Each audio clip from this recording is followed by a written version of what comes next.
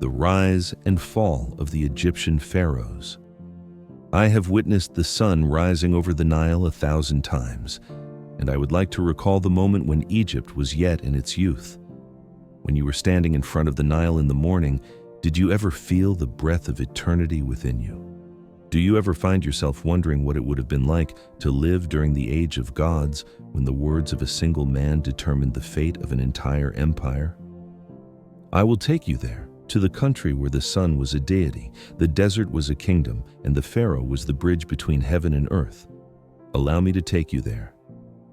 I can still recall the time when the desert was devoid of sound, before the very first temple stone made contact with the banks of the Nile. As if it were a living god, the river weaved its way across the golden dunes, flooding where it needed to, then retreating with miraculous accuracy. The waters of this body of water conveyed life, and as a result, the first fields, the first dwellings, and the first prayers that were whispered to the heavens were born. During the time that Menes unified the two lands, which included both Upper and Lower Egypt, under one monarchy, I was present. The people shouted, drums sounded throughout the valley, and it appeared as though the gods themselves were smiling.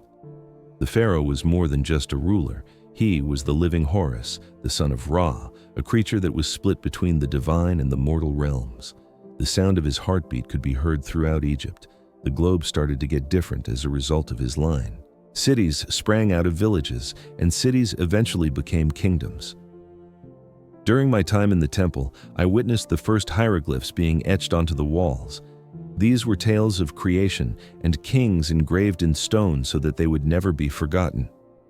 Through great processions through the temples of Memphis and Thebes, where incense was strewn into the air and the priests sung hymns that made even the stones hum, we constructed sanctuaries dedicated to the gods. Have you ever witnessed a mountain that was constructed by human actions?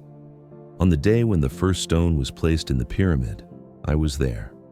In the moment that Khufu gave the order for his people to construct his immortal house at Giza, we believed that it was insane. In spite of everything, tens of thousands of people labored away under the scorching sun, transporting limestone, carving granite, and sculpting faith into form. Not only was the task difficult, but the air was dense with dust and heat. A prayer was written on each and every stone. It was a sign of dedication that each scar bore. During its ascent, the Great Pyramid was able to penetrate the skies, creating a passageway for the soul of the pharaoh to ascend to Ra. I can still vividly recall the amazement that engulfed the entire land. In a way that no other nation had been able to demonstrate, Egypt had demonstrated that human hands, directed by the will of God, could touch eternity. As time passed, Egypt had a period of prosperity. Khafre, Menkaure, Senusret, Thutmose, and Hatshepsut, the queen who ruled as a man and erected her temple at Deir el-Bahari with walls that still glisten in the morning sun, were among the powerful monarchs that I witnessed. I walked through Karnak, which was filled with columns that climbed up like a jungle of stone. Each column was etched with a different story of prayer and conquering. Pharaohs had the belief that their souls were stars that were destined to shine for all of eternity. Their cities, their tombs, and their temples were all constructed with the exact same goal in mind: to resist death. However, nothing is able to withstand the passage of time forever. If gods forget their people, what consequences will they have? What happens when faith transforms into ambition and power starts to chip away at the foundation of the empire? I recall the moment when Egypt started shaking from the inside out. The aristocracy became greedy, while the clerics became more powerful. His divinity, which had been revered in the past, was now being called into question in hushed tones. Then Akhenaten, the king who was a heretic, arrived. Rather than worshiping the ancient gods, he turned his back on them and worshipped Aten, the sun disk symbol.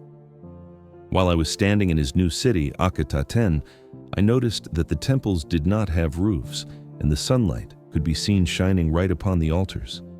It was a city of light and of defiance at the same time. In private, the priests of Amun uttered a curse on his name. Uneasy, the people were caught between their traditional beliefs and their new ones.